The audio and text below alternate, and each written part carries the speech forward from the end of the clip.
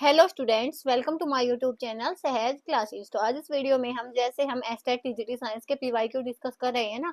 तो आज का हमारा इसका रहेगा पार्ट 5। 1 to 40 क्वेश्चन हम डिस्कस कर चुके हैं। इस वीडियो में हम डिस्कस करेंगे पार्ट 5 और ये ईयर है 2023 और 2017 का हमारा पेपर है वो कंप्लीट हो चुका है। चैनल पे प्ले लिस्ट बनी हुई है, आप चाहो तो इसके पहले वाले भी देख सकते हो और वो भी देख सकते हो। तो हाँ, आज का हमारा क्वेश्चन 41 to 50 रहेंगे। तो 41 क्वेश्चन में हमसे क्या पूछा गया है, which of following statement are correct. इनमें से कौन सी जो स्टेटमेंट है वो सही है। Temperature changes during the change of A state, कि जब एक स्टेट चेंज होती है, मीन सॉलिड से लिक्विड चेंज होता है या लिक्विड से गैस चेंज हो जाती है, तो वहां पे हमारा टेम्परेचर चेंज होता है। तो देखो, जब भी फेज चेंज आता है ना, तो वहां पे टेम्परेचर चेंज नहीं होता, क्योंकि जो टेम्परेचर हम देते हैं वो वहां से जैसे हमने चेंज करना है सॉलिड से लिक्विड में, तो जो टेम्परेचर हम देंगे ना, वो टेम्परेचर सॉलिड के जो इंटरमोलिक्यूलर फोर्स है ना उनको ब्रेक करने में यूज हो जाएगा। तो ओवरऑल जो टेम्परेचर रहेगा वो कांस्टेंट ही रहेगा, वो चेंज नहीं होगा। तो ये वाली जो स्टेटमेंट है वो गलत है। उसके बाद सेकंड क्या है, dry ice gets converted directly into gaseous state under normal atmospheric condition. कि जो ड्राई आइस होती है वो एकदम से सॉलिड फॉर्म में होती है। वो ड्राई आइस हम किसको बोलते हैं, सॉलिड कार्बन डाइऑक्साइड को बोलते हैं। वो क्या करती है, एकदम से वो किस में चेंज हो जाती है, सॉलिड से सीधा गैसीय स्टेट में, लिक्विड स्टेट में वो चेंज नहीं होती। तो ये बात सही है।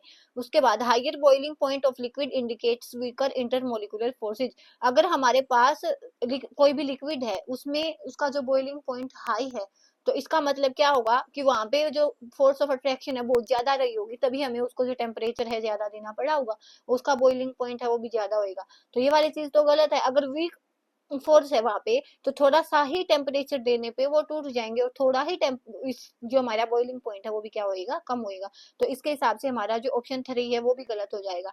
फर्स्ट गलत है, 3 गलत है, 2 हमारे पास सही है। उसके बाद देखो, नेग्लेक्शन से हम कैसे करते हैं हम इसे, कि हमारे पास 3 गलत है तो 3 इसमें है तो ये नहीं होगा, ये नहीं होगा। और हमारे पास जो 1 है वो भी गलत है तो ये भी नहीं होगा। 1 और 3 दोनों गलत है, तो हमारे पास ऑप्शन 2 है वो सही हो जाएगा। फिर भी हम ऑप्शन 4 को देख लेते हैं। Latent heat of vaporisation is generally higher for the latent heat of fusion for a substance. कि वेपराइजेशन की जो लेटेंट हीट होती है वो ज्यादा होती है बजाय किसके, उसके फ्यूजन की। तो ये वाली बात भी बिल्कुल सही है। तो यहाँ से हमारा जो ऑप्शन क्वेश्चन 41 है उसका ऑप्शन 2 है वो सही हो जाएगा। उसके बाद question 42, how many facial bones are there in this skull of human. Human skull में कितनी फेशियल बोन्स होती हैं। तो हमारे तो ये तो देखो याद करने की बात है, अगर पता है तो बता सकते हो, अंडरस्टैंडिंग इसमें कुछ है नहीं। तो हमारा जो ह्यूमन स्कल होता है उसमें कितनी फेशियल बोन्स होती है, उसमें 14 फेशियल बोन्स होती है। तो हमारा जो ऑप्शन 2 है वो सही हो जाएगा। उसके बाद question 43, which of following statement is true. इनमें से कौन सी स्टेटमेंट है वो सही है। Southern blotting technique is developed by Alvin et al. कि जो साउथर्न ब्लोटिंग टेक्निक थी वो किसने डेवलप की थी, एल्विन इट अल ने। नहीं, तो ये चीज गलत है, क्योंकि जो साउथर्न ब्लोटिंग टेक्निक थी वो एडवर्ड साउथर्न ने डेवलप की थी, ना कि एल्विन इट अल ने। तो ये वाली हमारे पास गलत हो जाएगा। उसके बाद northern blotting technique developed by Broome and Gilbert. जो नॉर्थर्न ब्लोटिंग तकनीक थी वो किसने डेवलप करी थी, ब्रूमे और गिलबर्ट ने। तो ये बात भी गलत है, वो किसने की थी, जेम्स एल्विन ने। उसके बाद western blotting technique is developed by Jevin et al, Towbin et al. हाँ, तो ये वाली बात सही है कि ये वाली जो ऑप्शन 3 है हमारे पास सही हो जाएगा। कि ये वाली जो टेक्निक है, ये देखो, इन चीजों को आपको पता है तो ही बता सकते हो, बजाय इसमें समझने का कुछ है नहीं। एम साउथर्न प्योरीफाइड आईजीजी, तो ये वाली चीज भी गलत है। एम साउथर्न नहीं, कोहन नाम का जो साइंटिस्ट था उसने इस चीज को प्योरीफाई किया था।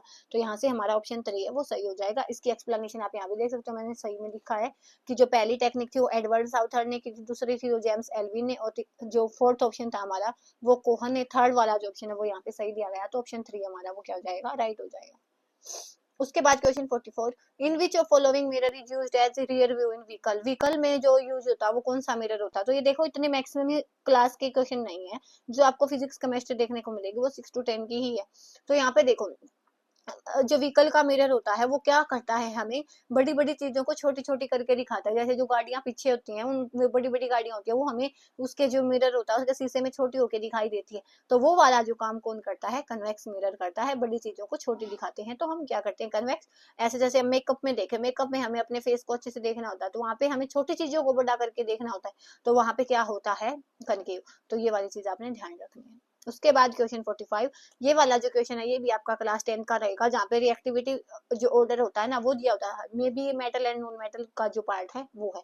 तो विच of following is the correct arrangement of given metals in the descending order of their reactivity. तो सबसे ज्यादा रिएक्टिविटी के आधार पे हमें ये बताने हैं। तो सबसे ज्यादा रिएक्टिविटी होती है सोडियम की, उसके बाद मैग्नीशियम की, उसके बाद जिंक की, और सबसे लास्ट में होती है आयरन की। तो इनके अकॉर्डिंग हमारा ऑप्शन 4 है वो सही हो जाएगा। वहां पे एक टेबल दी गई है आपको क्लास 10th, और जितना मुझे याद है ना मेटल एंड नॉन मेटल में ही आपको ये जो रिएक्टिविटी टेबल है वो मिलेगी। तो वहां से आप इसको एक बार देख लेना, क्या पता नेक्स्ट टाइम और एलिमेंट यहाँ पे मेंशन करके आ जाए। उसके बाद question 46, which one of these A excitatory neurotransmitter. तो यहाँ पे कौन सा इनमें से, ये 4 ऑप्शन हमें गिवन है, तो कौन सा एक्साइटेटरी न्यूरोट्रांसमीटर होगा। तो यहाँ पे देखो एसिटाइलोकोलिन और एसिटाइलकोलिन, और यहाँ पे देखो डोपामाइन। तो जब इसकी फाइनल आंसर की आई थी ना तो इसमें 2 भी सही था और 3 भी सही था। तो जो दोनों ऑप्शन है वो अगर आपने इन दोनों में से कोई भी एक लगाया है तो आपका ऑप्शन सही होगा। तो यहाँ पे क्वेश्चन 46 का 2 and 3।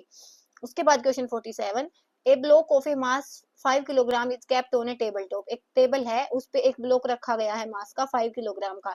अगर उस ब्लॉक की लेंथ है 10 सेंटीमीटर, ब्रेथ है 20 सेंटीमीटर, हाइट है 40 सेंटीमीटर, तो हमें बताना है कि जो प्रेशर होगा उस पे कितना एक्सर्ट होगा उस ब्लॉक पे। तो देखो यहाँ पे जो प्रेशर एक्सर्ट होगा वहां पे हम कौन सी चीज लेनी पड़ेगी, उसकी लेंथ और ब्रेथ हमें वहां पे देखेंगे कि वो कितना उस पे फोकस, कितना जो प्रेशर है उस पे लगाएंगे। अब यहाँ पे देखो प्रेशर का फॉर्मूला पता होना चाहिए पहले आपको। प्रेशर का होता है फोर्स बाई एरिया, और फोर्स को हम क्या लिख सकते हैं mg, क्योंकि यहाँ पे g की वैल्यू देती है मास इनटू एक्सीलरेशन, लेकिन यहाँ पे हमें क्या लेना है एक्सीलरेशन ड्यू टू ग्रेविटी, तो mg हो जाएगा डिवाइड बाई एरिया।